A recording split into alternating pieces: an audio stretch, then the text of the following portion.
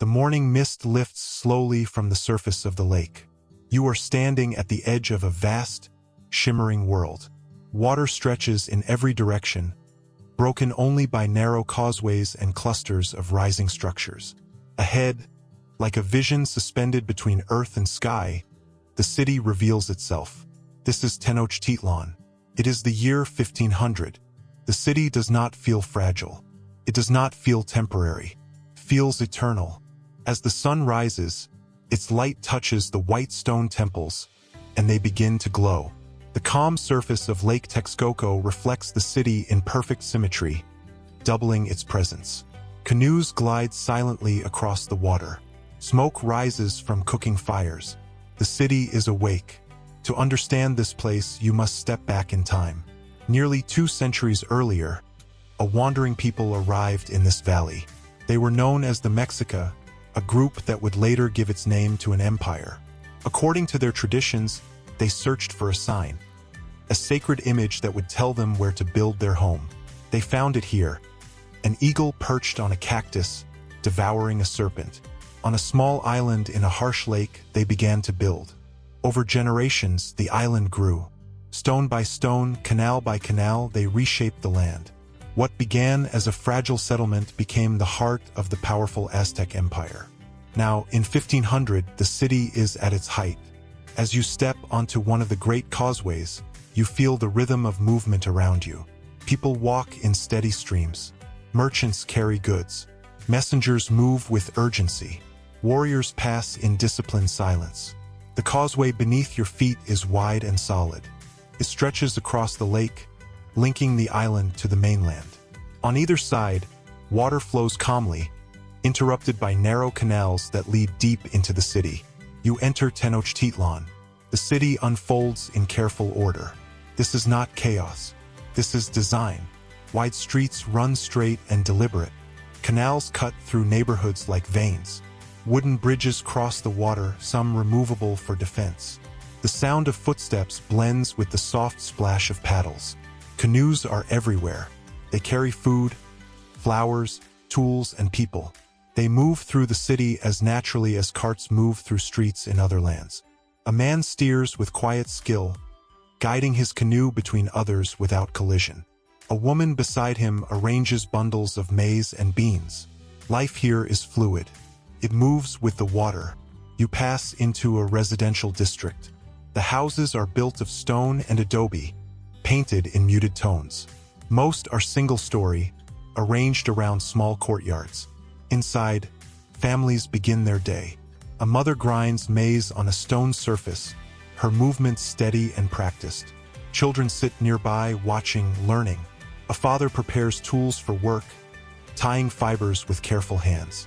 There is no rush, but there is purpose. Each household is part of a larger structure, a system of neighborhoods known as kalpuli. These are not just physical spaces. They are social units, bound by shared labor, belief, and responsibility. In one courtyard, a group of men discuss irrigation. In another, women weave cloth with intricate patterns. Every action contributes to the balance of the city. As you move deeper, the scale begins to shift. The streets widen. The buildings grow taller. The density increases. You begin to hear a distant hum, a rising chorus of voices. You are approaching the market. It lies in the nearby sister city of Tlatelolco, connected seamlessly to Tenochtitlan itself. Here, the energy changes. Thousands of people gather in an immense open space. The market is vast, organized into sections. Each area specializes in different goods. There is order, not confusion. You walk among the stalls. Vendors sit behind their goods, calling out calmly. There are piles of bright red chili peppers, baskets of maize, and stacks of cacao beans used as currency. You see cotton cloth, finely woven, soft to the touch. There are obsidian blades, sharp and dark, reflecting light like glass. Further on, there are more unusual items. Feathers in brilliant colors, greens, blues, golds, arranged like pieces of the sky. Jewelry crafted from jade and turquoise. Clay vessels shaped with elegant precision. The air is filled with smells. Fresh tortillas, roasted meat, sweet fruits, the scent of flowers. You hear negotiations but not shouting. Prices are known. Systems are trusted. Officials move through the crowd, maintaining fairness. This market is not just a place of trade. It is a center of information. News travels here. Ideas move here. The empire breathes here. You leave the market and continue toward the center of the city. The noise fades slightly. The streets open into a vast ceremonial space. Before you stands the sacred heart of Tenochtitlan. The Templo Mayor rises above everything. Its twin staircases climb steeply toward the sky. At the top sit two shrines, dedicated to powerful deities who define the world of the Mexica. The structure is massive, layered, built and rebuilt over generations, each layer preserving the past while rising higher. You stand at its base. Priests move along the steps, their garments flowing, their faces calm. Ritual is part of daily life here. It is not separate. It is woven into everything. The people believe that the universe requires balance, that the sun itself depends on human action, that without proper offerings, the world could fall into darkness. You feel the weight of that belief in the silence of the courtyard. Nearby, other temples and structures form a sacred complex. There are schools for priests, spaces for training, and areas for ceremony. Young boys learn discipline and ritual. They rise before dawn, preparing for lives of service.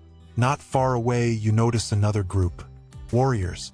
They stand tall, dressed in elaborate attire that reflects their achievements. Some wear jaguar skins. Others are adorned with eagle feathers. These are not symbols of decoration. They are signs of rank, earned through skill and courage. The empire depends on them. Tenochtitlan is not just a city of beauty and order. It is the center of power for a vast network of tribute and control. From distant regions, goods flow into the city, food, textiles, precious materials, collected from conquered peoples. This wealth sustains the population. It also reinforces authority. At the center of this system stands a single figure, Moctezuma II. He is the ruler, the Tlatoani, the one who speaks. His palace lies not far from the temple complex. It is expansive, filled with courtyards, gardens, and rooms for governance. Inside, decisions are made that affect millions. You do not see him directly. Few do, but his presence is felt everywhere. His authority shapes the rhythm of the city. His choices guide the empire's future. Beyond the ceremonial center, life continues. You move toward the edges of the island, where the city meets the water again. Here, you find the chinampas. They are floating gardens, though they are anchored firmly in place. Rectangular plots of rich soil rise above the shallow lake, surrounded by narrow canals. Crops grow in careful rows: maize, beans, squash, and flowers. Farmers move between them in small boats. The system is efficient, productive, and sustainable. It feeds the city, supporting a population that may exceed 200,000 people. Few cities in the world at this time are larger. You kneel and touch the soil. It is dark, fertile, alive. Everything here has been engineered with intention. Water is controlled through dikes and aqueducts. Fresh water flows into the city from distant springs. Waste is managed.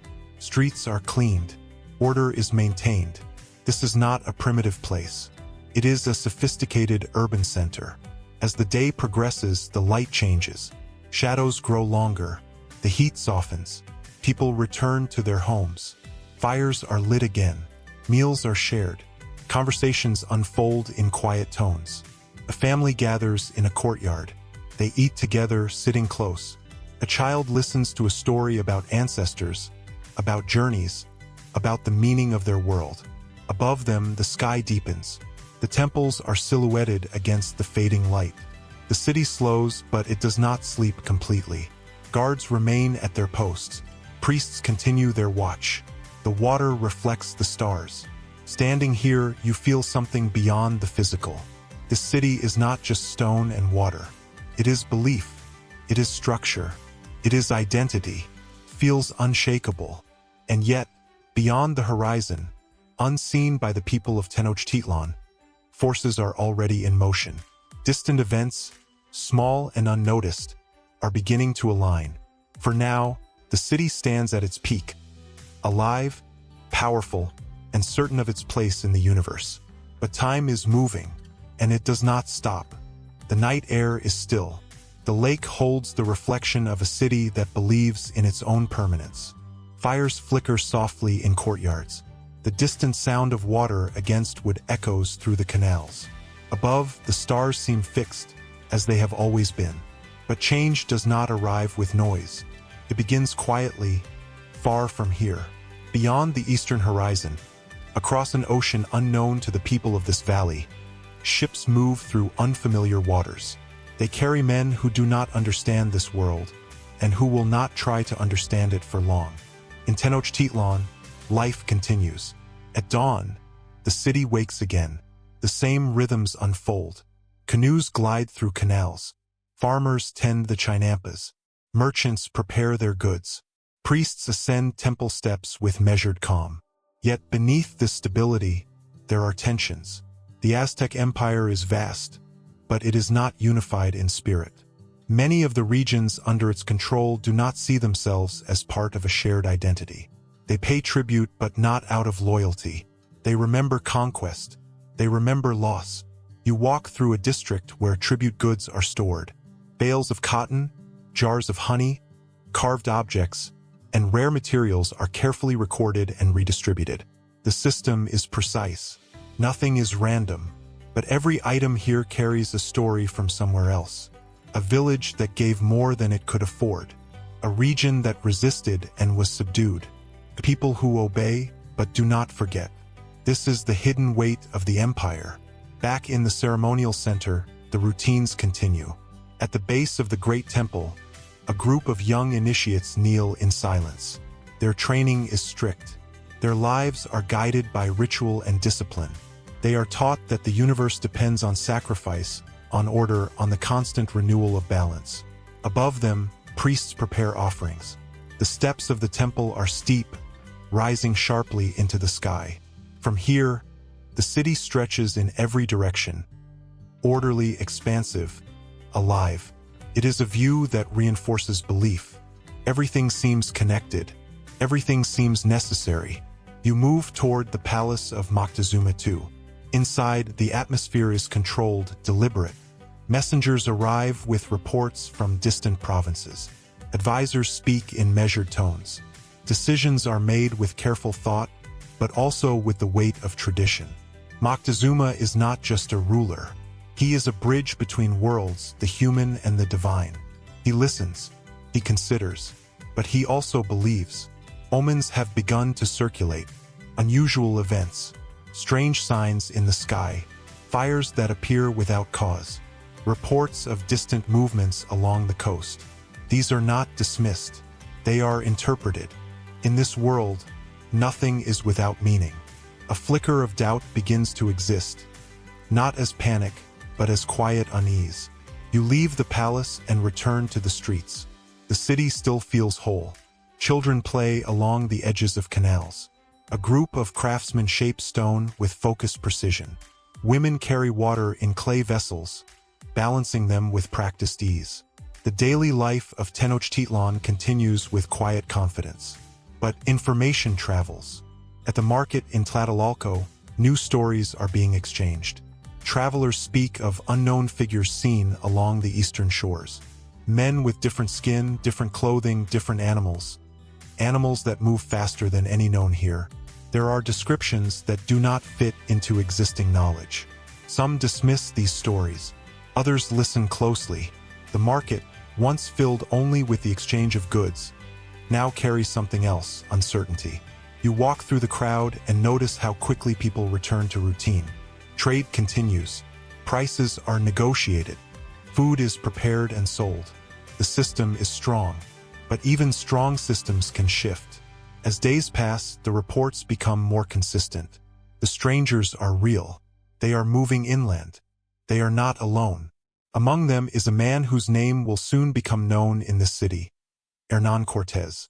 He does not arrive as a simple traveler. He forms alliances with those who oppose the empire. Groups who have lived under Aztec dominance now see an opportunity. This is not just an encounter between two worlds. It is the meeting of internal fractures and external force. You return to the causeway. From here, you can see the vastness of the lake, the symmetry of the city, the careful design that has held for generations. It still appears untouched, but movement is beginning at the edges. Messengers arrive more frequently. Warriors are called to readiness. Supplies are counted. The calm surface of daily life starts to ripple. Inside the city, Moctezuma receives more reports. He sends gifts to the newcomers, objects of gold, finely crafted items, symbols of power and generosity. It is a gesture rooted in tradition, in diplomacy, in the belief that balance can be maintained. But the meaning is not shared. To those arriving, the gold is not symbolic. It is a signal. You stand again in the ceremonial center. The Templo Mayor rises as it always has. Rituals continue. Offerings are made. The belief system remains intact. Yet something has shifted. The certainty is no longer complete. At the edges of the city, preparations intensify. Warriors train with renewed focus. Weapons are inspected. Alliances are considered. Some leaders advise resistance. Others urge caution. There is no single response. The empire is powerful, but it is also complex. You move once more to the Chinampas. Farmers continue their work, tending crops that must grow regardless of political change. The soil does not pause. The water does not wait. A man kneels, pressing seeds into the earth. His movements are steady. He has done this countless times. The rhythm of his life is tied to cycles that feel eternal. And yet, beyond his awareness, those cycles are about to be broken. Days turn into weeks. The strangers draw closer. The causeways that connect Tenochtitlan to the mainland, once symbols of strength and access, begin to take on a new meaning. They are not just pathways inward. They are pathways outward, and they can be crossed in both directions. Inside the city, tension grows quietly. There is no chaos. There is no collapse. There is only anticipation. You walk through a residential district once more. The same family you saw before gathers again in their courtyard. They eat. They speak softly. A child asks a question. The adults exchange glances before answering. Something is being felt even if it is not fully understood. The sky darkens again. Another night settles over Tenochtitlan. From a rooftop, you look out across the city. The temples stand tall. The canals reflect scattered light. The structure remains intact. It still feels eternal. But now, you know what lies beyond the horizon. You know that the systems, the beliefs, the architecture, and the rhythms of this place are about to face something they were never designed to withstand. Not just weapons, not just unfamiliar people, but disease, alliance, misinterpretation, and time itself. The fall of a city does not begin with its destruction. It begins with a shift that cannot be reversed. Here, in this moment, Tenochtitlan is still whole, still powerful, still alive. But the balance it depends on is already breaking. And soon, the water that reflects the city will mirror something else entirely. Not permanence, but memory.